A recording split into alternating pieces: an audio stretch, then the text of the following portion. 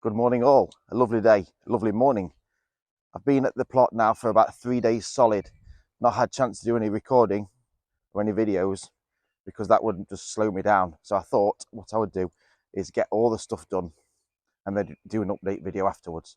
So come and have a look. So this is the entrance to the plot. First thing I've done is put a gate on it. I have a water butt there from Facebook. A wood chip got delivered last week, so I spent the best part of 3 hours wood chipping this, making the nice new pathways for the second plot. Because this side of the plot I never had last year. This is all new. I had this side, and as you can see, the wood chip does need topping up there, but as the new side had none at all, that was my priority. Very concerned about the pak choi. I believe this is going to seed. I can see a flower head in there.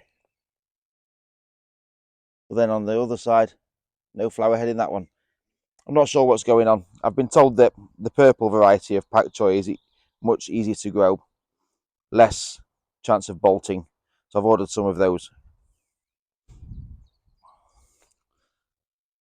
And I've taken the covers off for this walk round video because I thought it looked very silly going through the netting. But as you can see, the multi-sown beetroot enjoying where it is.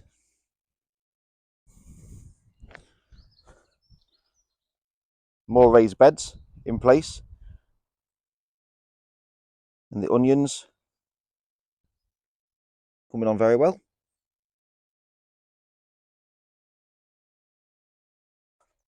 Salad onions or spring onions doing nicely.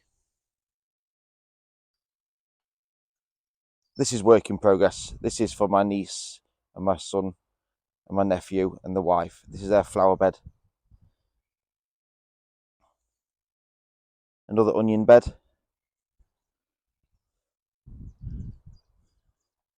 Even more onions. One thing I learnt last year was you can never have too many onions.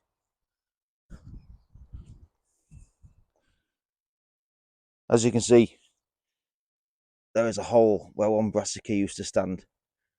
Well, the rest seem to be doing fine. And I've cut off the yellow leaves. And they seem to be standing quite proud now. Not sure what they are though. I think they're cabbages, but we'll see when they start either hearting up or getting bigger.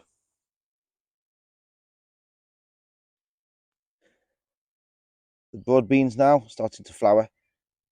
Won't be long until we're coming down here picking the broad beans. The kids really liked those, hence why I've done a succession of these twice.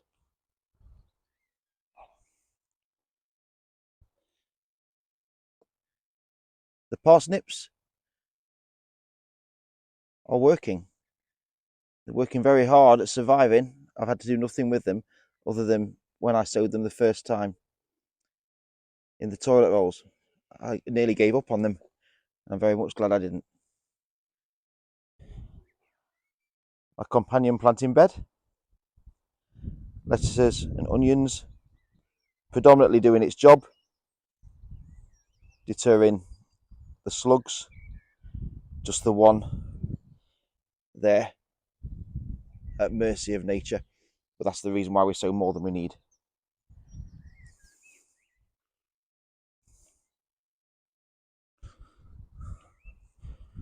Here's the garlic bed. Garlic bed.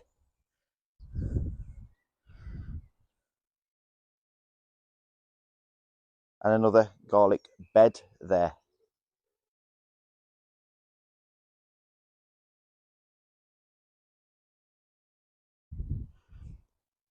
Strawberries in need of a tidy up, but we have a flower there, signs of spring.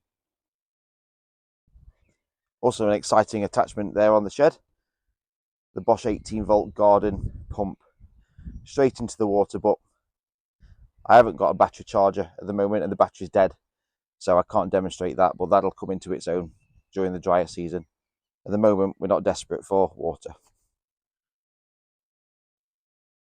The chives and the rocket.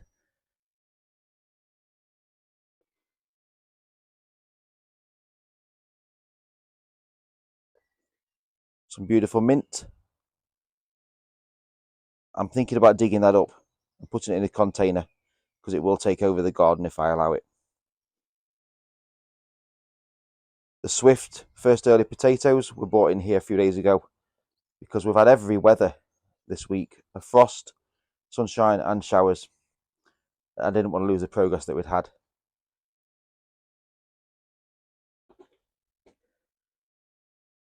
The salad's in there.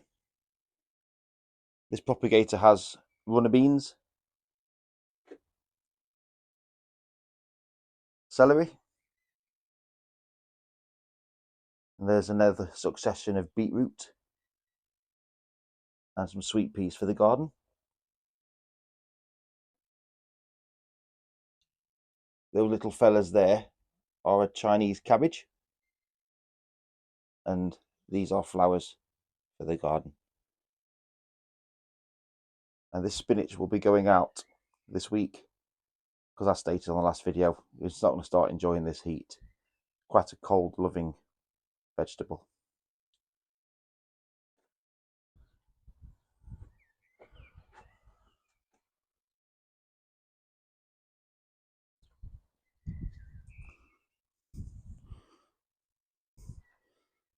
Every time I weed this leek bed, the weeds come back twice as vigorous and twice as fast.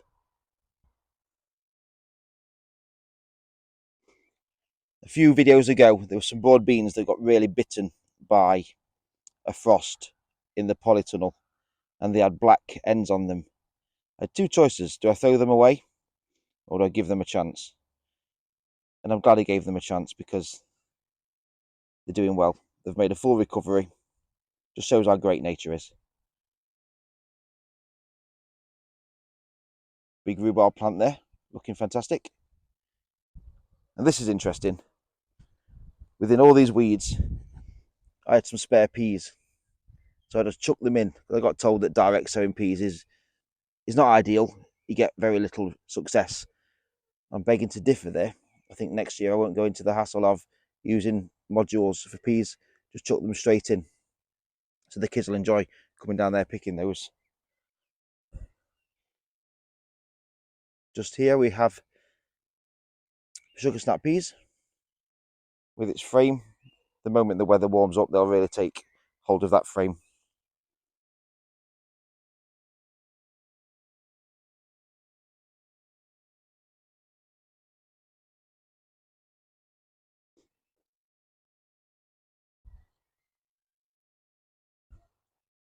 One extra thing to show you really is there's a new addition to the allotment. Look at that, a potting shed, free from Facebook. So let's take a look inside the new potting shed.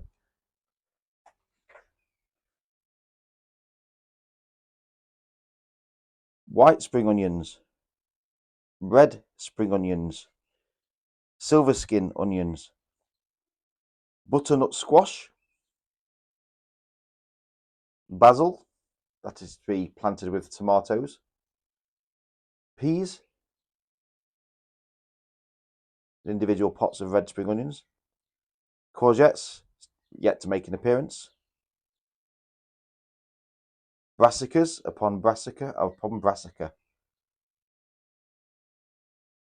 sweet corn that has germinated and seems to be doing fine in there, and one of the tall lettuces,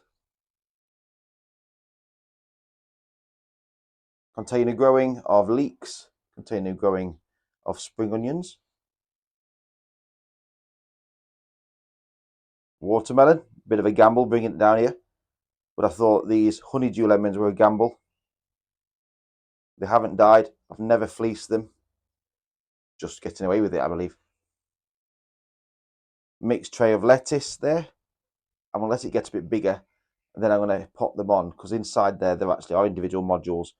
So I'll fork a module out and pop them in to the ground as one plant, interplanted, so we can pull a mixed salad. As I said earlier, another succession of broad beans, and there's another 4 plants down that centre row that got planted a few days ago. Flipping you around into the propagation table. Another succession of corn. I keep using the word succession because I'm so proud that I've actually done it. Last year, everything arrived at once and I was without. Flowers for the garden, minimal germination, just lupins, 3 of them.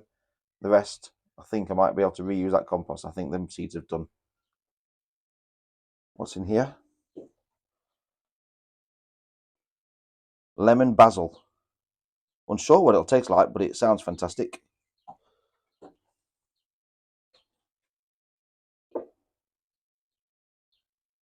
Pak choy, because the other one has gone to seed. And last week was bean week at the allotment. So we have a purple bean, a yellow bean, a French bean, and celery. Right, let's get out of here and go into the polytunnel. Oh, can't walk past the peas without saying hello. They're doing well.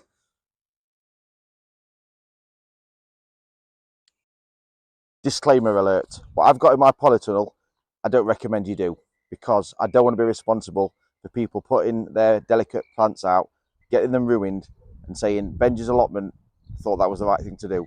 I don't think it's the right thing to do. I've just got to decide whether I want to keep my marriage or keep my plants. Fortunately, I wanted both, so I've had to bring the plants down here and keep my fingers crossed. Let's go into the polytunnel and have a look. It's like a tomato factory in here. Tomatoes after tomatoes after tomatoes after tomatoes, tomatoes, more tomatoes, more tomatoes, more tomatoes, more tomatoes, more tomatoes. Savoy cabbage, more tomatoes, tomatoes, tomatoes, tomatoes, tomato. You get the picture, you get the gist. They survived the night though. I know we're probably going to have warmer nights, but they survived.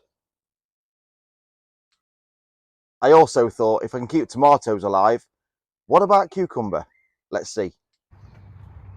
They seem okay for now. Keeping everything crossed for you little fellas. Thank you for watching Benji's Allotment. I've been Benji. This was the allotment. Please consider subscribing if you like this sort of content, and I'll see you next time. Bye bye.